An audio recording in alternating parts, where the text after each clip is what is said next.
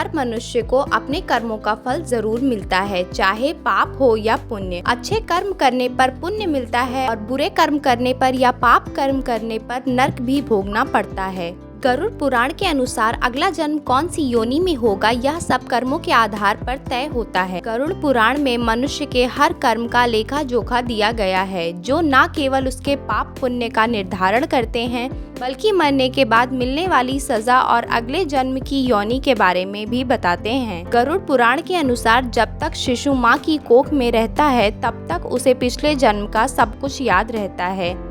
जैसे ही शिशु माता के गर्भ से निकलकर इस पृथ्वी लोक में आता है, ईश्वर की माया द्वारा उसकी स्मृति खत्म हो जाती है और वह जीव फिर से मोह माया में उलझ जाता है। जो लोग दूसरों के पैसे लूटते हैं, उन्हें यमदूत रस्सी से बांधकर नरक में इतना मारते हैं कि जब तक वे बेहोश नहीं हो जाते। होश में आने के बाद उन्हें फिर से पीटा जाता है। लोग अपने बड़े बुजुर्ग का अपमान करते हैं, उन्हें नीचा दिखाते हैं या घर से निकाल देते हैं। उन पापियों को नरक की आग में डुबोया जाता है। तब तक किया जाता है जब तक उनकी खाल ना निकल जाए। जो लोग अपने स्वार्थ के लिए निर्दोष जीवों की हत्या करते हैं, उन्हें नरक में बहुत कठोर दंड मिलता है। ऐसे पापियों को बड़े बर्तन में गरम तेल में डालकर तला जाता है। जो पति पत्नी एक दूसरे की स्थिति का फायदा उठाते हैं, उनके साथ सिर्फ तब तक रहते हैं जब तक वे एक दूसरे के पैसों का लाभ उठा सके। ऐसे लोगों को नरक में गर्म लोहे की रॉड से पीटा जाता है। जो लोग अपनी खुशी के लिए दूसरों की खुशियां छीन लेते हैं, उनके धन दौलत को हड़प लेते हैं, ऐसे लोगों को सांपों से भरे हुए कुएं में धकेल दिया जाता है। जो अपने पति या पत्नी के अलावा किसी और के साथ शारीरिक संबंध बनाते हैं, उनके अंगों में गर्म लोहा डाला जाता है और उन्हें बुरी तरह से पीटा जाता है। ऐसे लोग जो जानवरों की बलि देने के बाद उनके मांस का सेवन करते हैं, ऐसे लोगों को नरक में लाकर जानवरों के बीच छोड़ दिया जाता है। वे सभी जानवर उनको चीर कर खा जाते हैं। ऐसे पुरुष जो महिलाओं के साथ दुष्कर्म करते हैं या महिलाओं के साथ संभोग करने के बाद उन्हें धोखा देकर छोड़ देते हैं,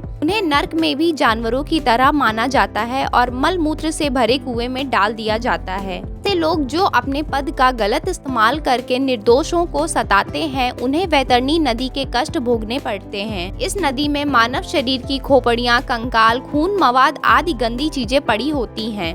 लोग सीधे साधे लोगों को जबरन परेशान करते हैं, उन्हें सताते हैं। उन्हें ऐसे कुएं में डाल दिया जाता है जिसमें कई खतरनाक जानवर और सांप रहते हैं।